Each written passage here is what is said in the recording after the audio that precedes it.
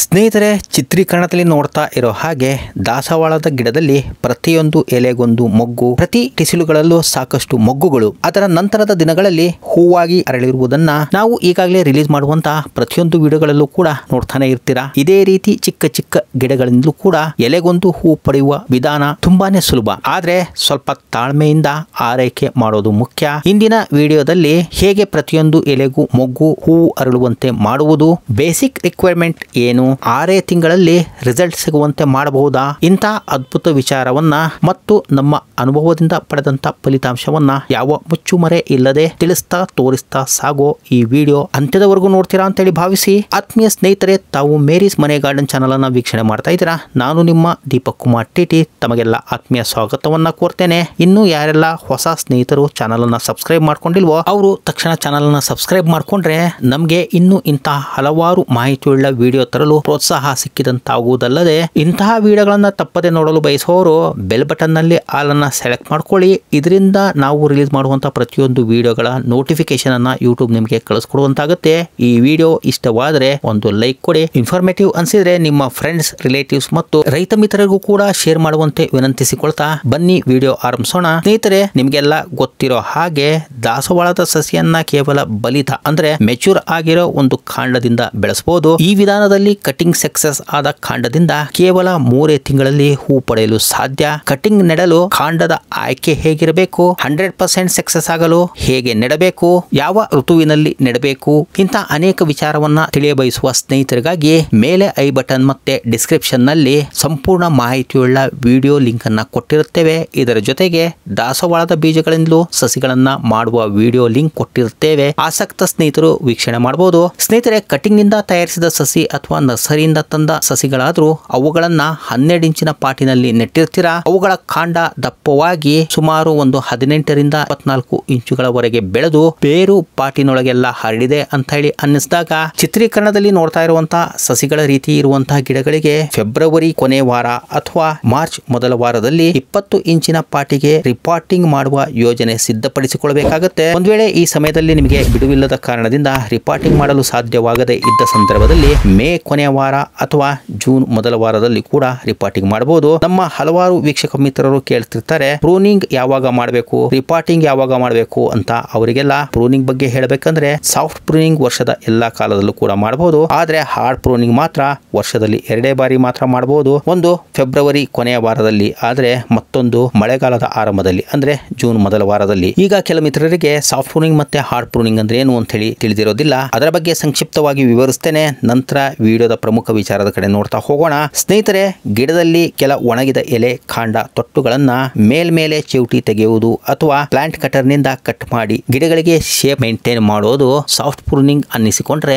ಗಿಡಗಳು ಬುಷಿಯಾಗಿ ಅಗಲವಾಗಿ ಬೆಳೆದು ಒಂದೊಂದು ಟಿಸಿಲಿನಿಂದಲೂ ಅನೇಕ ಟಿಸಿಲು ಚಿಗುರೊಡೆದು ಬರುವಂತೆ ಮಾಡುವುದು ಮತ್ತು ಬಲಿತ ಕಾಂಡಗಳನ್ನ ನೀವೀಗ ಚಿತ್ರೀಕರಣದಲ್ಲಿ ನೋಡ್ತಾ ಇರುವಂತೆ ದಯಾ ದಾಕ್ಷಿಣ್ಯವಿಲ್ಲದೆ ಅವಶ್ಯಕವೆನಿಸಿದಷ್ಟು ಕಟ್ ಮಾಡಿ ತೆಗೆಯುವುದು ಹಾರ್ಡ್ ಪ್ರೂನಿಂಗ್ ಅನ್ನಿಸಿಕೊಳ್ಳುತ್ತೆ. ಹಾರ್ಡ್ ಪ್ರೂನಿಂಗ್ ಮಾಡುವ ನೀತಿ ನಿಯಮಗಳ ಸವಿವರವಾದಂತಹ ವಿಡಿಯೋ ಈಗಾಗಲೇ ಮೇರೀಸ್ ಮನೆ ಗಾರ್ಡನ್ ನಲ್ಲಿ ಲಭ್ಯವಿರೋದ್ರಿಂದ ಆಸಕ್ತ ವೀಕ್ಷಕ ಸ್ನೇಹಿತರು ಪ್ಲೇ ಲಿಸ್ಟ್ ನಿಂದ ಆಯ್ದುಕೊಂಡು ಅದನ್ನ ವೀಕ್ಷಣೆ ಮಾಡಬಹುದು. ಹಾರ್ಡ್ ಪ್ರೂನಿಂಗ್ ಮಾಡೋದ್ರಿಂದ ಗಿಡಗಳಿಗೆ ಶೇಪ್ ಬರೋದಷ್ಟೇ ಅಲ್ಲದೆ ಗಿಡಗಳ ಕಾಂಡ, ಎಲೆಗಳಿಗೆ ತಗುಲಿರಬಹುದಾದಂತಹ ಅನೇಕ ಕ್ರಿಮಿಕೀಟ ರೋಗಗಳನ್ನ ನಿವಾರಿಸಿ ಗಿಡಗಳು ಆರೋಗ್ಯದಿಂದ ಹೊಸ ಹುರುಪು ಪಡೆಯಲು ಉತ್ತೇಜಿಸಿದಂತಾಗುತ್ತದೆ. ಸ್ನೇಹಿತರೆ, ನಾವೀಗ ರಿಪಾರ್ಟಿಂಗ್ ಮಾಡುವ ಗಿಡಗಳಿಂದ ಪ್ರತಿ ಎಲೆಗೂ ಒಂದೊಂದು ಹೂವು ಅರಳುವಂತೆ ಮಾಡಲು ಪಾಟಿಂಗ್ ಮಿಶ್ರಣ ಪ್ರಮುಖ ಪಾತ್ರವನ್ನು ನಿರ್ವಹಿಸೋದ್ರಿಂದ ಇಂತಹ ಪಾಟಿಂಗ್ ಮಿಶ್ರಣ ಸ್ವಲ್ಪ ಹಣ ಖರ್ಚಾದ್ರೂ ಪರವಾಗಿಲ್ಲ ಅನ್ನೋರು ವರ್ಷ ಪೂರ್ತಿ ಹೂ ಬಿಡಬೇಕಾದ್ರೆ ಅನ್ನೋಂತ ಈ ವಿಡಿಯೋನ ತಾವು ನೋಡಬಹುದು. ಇದರ ಲಿಂಕ್ ಅನ್ನ ಐ ಬಟನ್ ಮತ್ತೆ ಡಿಸ್ಕ್ರಿಪ್ಷನ್ ಬಾಕ್ಸ್ ನಲ್ಲಿ ಕೊಟ್ಟಿರ್ತೇವೆ. ಆಸಕ್ತ ಸ್ನೇಹಿತರು ಅದನ್ನ ವೀಕ್ಷಣೆ ಮಾಡಬಹುದು.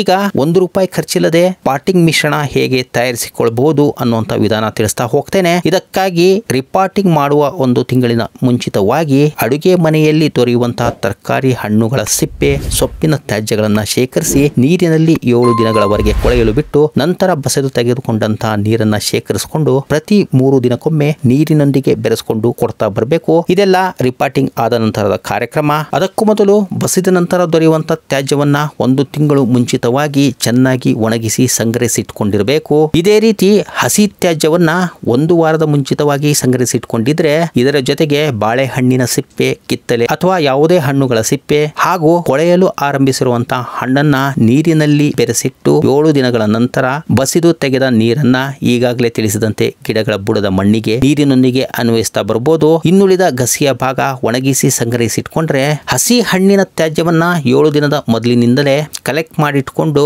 20 ಇಂಚಿನ ಸರಿಯಾದ ಡ್ರೈನ್ ಹೋಲ್ ಹೊಂದಿರೋ ಪಾಟನ್ನ ಬಳಸಿಕೊಂಡು ಫಸ್ಟ್ ಲೇಯರ್ ಇದ್ದಿಲು, 2ನೇ ಲೇಯರ್ ನಲ್ಲಿ 1 ಇಂಚಿನಷ್ಟು ಮಣ್ಣು, 3ನೇ ಲೇಯರ್ ನಲ್ಲಿ ಒಣಗಿಸಿಟ್ಟುಕೊಂಡಿರುವಂತಹ ಅಡುಗೆ ಮನೆಯ ತ್ಯಾಜ್ಯ ಹರಡಿ ಮತ್ತೆ 4ನೇ ಲೇಯರ್ 2 ಇಂಚಿನ ಮಣ್ಣಿನ ಹೊದಿಕೆ, 5ನೇ ಲೇಯರ್ಗೆ ಹಸಿ ತರಕಾರಿ ಮತ್ತು ಹಣ್ಣಿನ ತ್ಯಾಜ್ಯ, 6ನೇ ಲೇಯರ್ಗೆ 2 ಇಂಚಿನಷ್ಟು ಮಣ್ಣು ಮತ್ತೆ 7ನೇ ಲೇಯರ್ಗೆ ಒಣಗಿಸಿಟ್ಟುಕೊಂಡಂತ ಹಣ್ಣಿನ ತ್ಯಾಜ್ಯ. ಹೀಗೆ ಪಾಟಿನ 70% ವರೆಗೂ ಲೇಯರ್ ವೈಸ್ ಪಾಟಿನೊಳಗೆ ತುಂಬಿದ ನಂತರ ಚಿತ್ರೀಕರಣದಲ್ಲಿ ನೋಡ್ತಾ ಇರುವಂತೆ ಗಿಡ ನೆಟ್ಟು ಮಣ್ಣು ಮುಚ್ಚಿ ಈಗಾಗಲೇ ನೀವು ಗಿಡಕ್ಕೆ ಪ್ರೂನಿಂಗ್ ಮತ್ತೆ ರಿಪಾಟಿಂಗ್ ಮಾಡಿದ ಕಾರಣದಿಂದ ಗಿಡ ಶಾಖೆ ಒಳಪಟ್ಟಿರೋದ್ರಿಂದ ನಾವು ಗಿಡವನ್ನ ಹಾಗೆ ಶಾಕಿಂಗ್ ನೊಳಗೆ ಬಿಡೋದಕ್ಕೆ ಸಾಧ್ಯ ಇಲ್ಲ. ಗಿಡ ಮತ್ತೆ ಚೇತರಿಸಿಕೊಳ್ಳಲು ಎಪ್ಸಮ್ ಸಾಲ್ಟ್ ನೊಂದಿಗೆ ಬೆರೆಸಿದ ನೀರನ್ನ ರಿಪಾಟಿಂಗ್ ಮಾಡಿದ ಪಾಟಿನ ಡ್ರೈನ್ ಹೋಲ್ ನಿಂದ ಹೊರಗೆ ಹರಿದು ಹೋಗುವವರೆಗೂ ಕೂಡ ನೀರನ್ನ ಕೊಟ್ಟು ಗಿಡವನ್ನ 1 ದಿನದ ಮಟ್ಟಿಗೆ ಸೆಮಿ ಶೇಡೆಡ್ ಏರಿಯಾದಲ್ಲಿಟ್ಟು ಅದರ ನಂತರ ಪ್ರತಿನಿತ್ಯ ಕನಿಷ್ಠ 6 ಗಂಟೆಗಳ ಕಾಲ ಸೂರ್ಯನ ಬಿಸಿಲು ಬೀಳುವಂತ ಸ್ಥಳದಲ್ಲಿಟ್ಟು ಗಿಡದ ಪಾಟಿನ ಮಣ್ಣಿನ